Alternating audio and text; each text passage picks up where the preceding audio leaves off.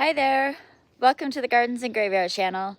Today we are meeting in the front garden and we're going to rearrange some area, rearrange a room in the garden. Yeah, right. It's not really a room, but inspired by removing the giant arborvitaes that we had here in the front. We removed those in the fall and we knew things were going to get moved around, especially since we had these huge pots that were in front of the arborvitaes, and now they kind of just look perched because there's nothing there.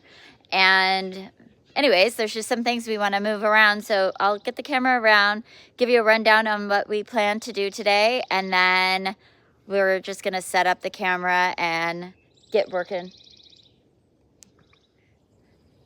So we're here in our front garden and we put together our rose garden, rearranged that and made it just more about how I want life. This section will get done next, but today we're working on from the porch all the way to the end of this bed right here. So I'm gonna just start from the porch front, or from the porch to the front, and we'll just kind of walk through some things. So we've got a collection of pots. Those are gonna go away. I don't know where they're all going, but they're gonna get out of this space. Underneath this tarp is the trunk or trunks to the arborvitae, and we attempted to remove it by putting salt, drilling holes and putting salt in it. It's still working its magic, so we probably won't do anything with that today. We may end up coming in with a chainsaw later on in the season. I don't know. Anyways, behind that, I want to plant a rhubarb. We're going to move this pot up there, kind of where that black colored pot is now, which means that pot has to get moved out of there. And there's a shrub that you can't see hiding behind the cherry. And we're going to move that shrub to the front of this bed. In order to move that shrub to the front of this bed, I have to dig out and move my perennial cosmos. So lots of things need to happen in order for these things to get moved. The other thing that's going to happen right here is this hinoki cypress that's planted in this pot is going to get removed from the pot and planted right where it is, but in the ground after the pot's been moved. In addition to that, we are going to be trimming, pruning, weeding, mulching, adding soil to our pots, just like all the little maintenance things, and really trying to button up this section. Also, if we have time and energy at the end of this project, I'm hoping to also start pulling my lemon cypress, these guys, closer to the arbor that I'm training them on. They've been like this for a few months and it's just time to pull them a little bit tighter. But I'll need to get a ladder out and some different string and stuff like that. So we'll see if we get to that, but that is the end goal. And yeah, we'll walk through the whole project with a little bit closer look when we're all done.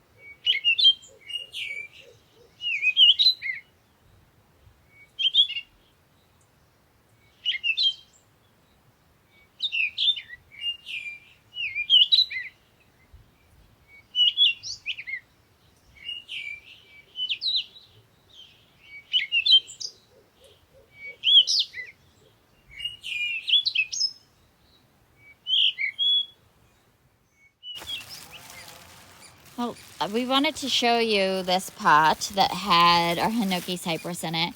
I had planted mint in this pot when we moved into this garden. It's been removed at least twice. A lot. And last year, no, 2 years ago, we replaced all the soil. Yes. Yeah.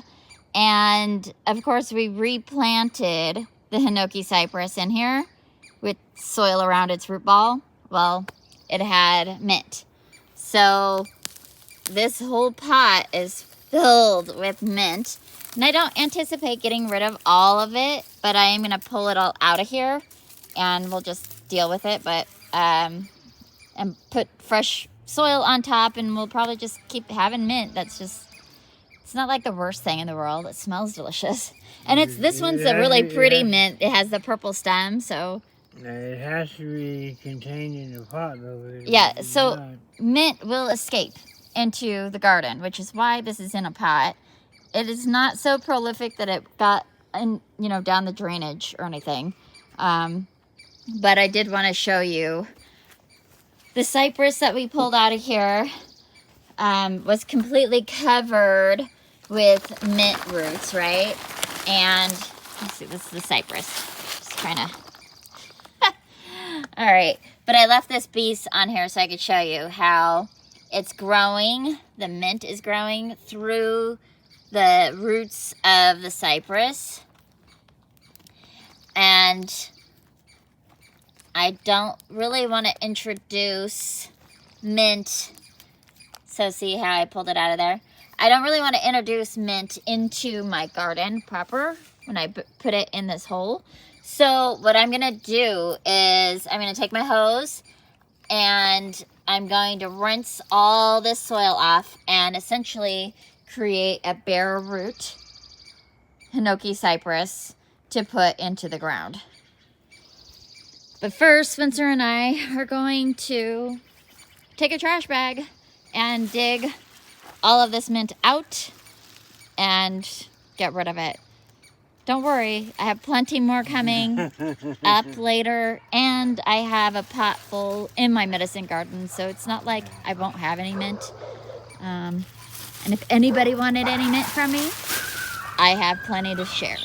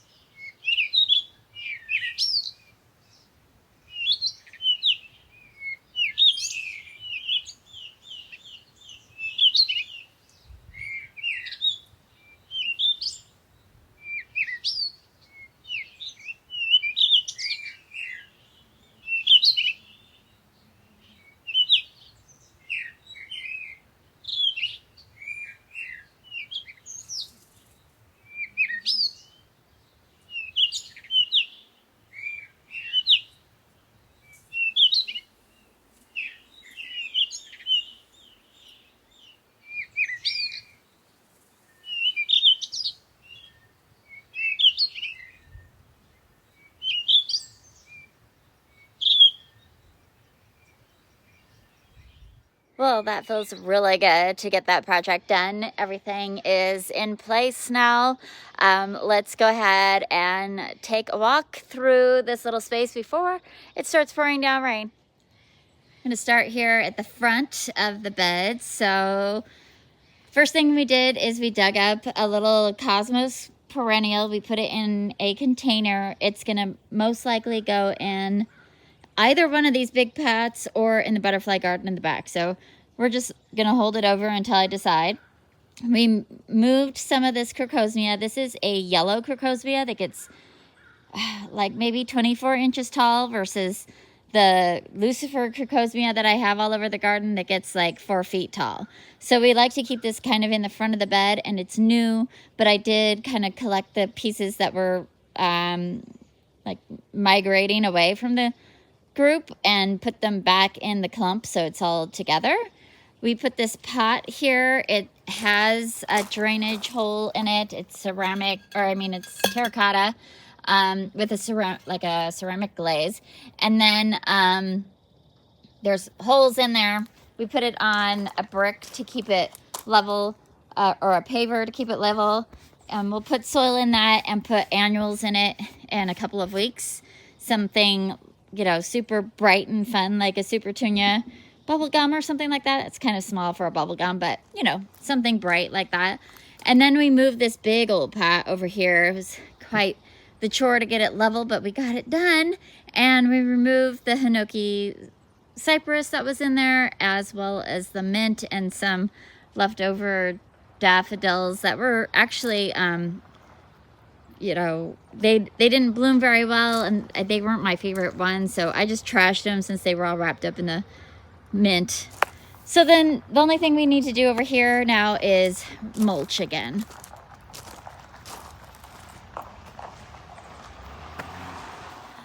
Okay, so back here, we ended up planting the Hinoki cypress right where it was in its pot, but now it's in the ground, looking beautiful. And I twisted it a little bit so that the side that was a little more sparse than the other is now facing where the sun is. And that's the last time I get to make that adjustment for her. So hopefully she'll start growing this way a little bit and kind of evening out. It's a little hard because the trunk kind of twists like this, but I did my best to keep the bottom nice and straight. And then I pruned my Hebe there and did a little bit of pruning on this one. This one has been so shaded out by that giant pot that was right here. It got really, really leggy, but you could see that it has a lot of bottom growth. So hopefully this will grow pretty good this year, and I can take out these big old ones. We'll see how this collection of pots goes, if I love it or not. I do like, this is a tater tot arb. It doesn't get much bigger than this. It could be shaped a little bit differently. I like how it reflects off of the Hinoki. I think that's really pretty. And I would like to add some annual color in here. There's pansies in there from the fall, which needs to be, you know, removed, but I just wanted to kind of get that idea of like little pockets of bright color that we could have annuals in throughout the seasons. And then we did a bunch of weeding over here. Remember, this is arborvitae, so this whole area was all arborvitae. So it hasn't really been mulched very well. We kind of just tossed it there for aesthetics, so it's mostly just soil at this point. So we need to come in here in this whole bed and mulch, which we'll be doing here soon. Everything's getting mulched. We'll be picking up our compost on Earth Day, and then everything else is going to get, you know, bark mulch and all that stuff. I did bring out a container of rhubarb. This rhubarb is going to get planted right where I put that container, right at the top of our medicine garden. So right below that, we've got blueberries and snapdragons, etc. Next to it is a purple smoke bush. So I would like that rhubarb to just live in this space. It needs a little bit of protection in the summertime, but it likes a lot of sun in the spring. It also really loves manure, so I didn't want to plant it until I have a bag of manure, which I need to go pick up. I always just buy aged manure, so I don't have to do that myself. And then I put this bay right here just to like hold it over. I just can't really decide where I'm gonna put it, but it was over on the sidewalk, and I just kind of pushed it into the bed and let it be where it is. And then there was a heuchera that was in that big pot. It was nice, beautiful purple color. So I just took a couple of divisions from it and popped them in here just to hold them over until I decide what to do with them. And it kind of is fun because that purple color reflects the purple color on this hebe, which is really, you know, it's kind of nice to have. So maybe I'll just have some purple heuchera either in the ground or in a pot around this area at some point.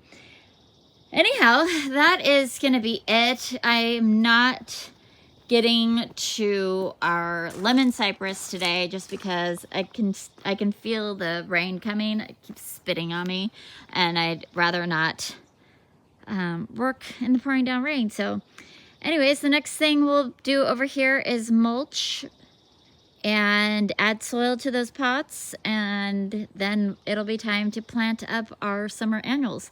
Oh gosh, I'm so excited about this being all buttoned up and looking good.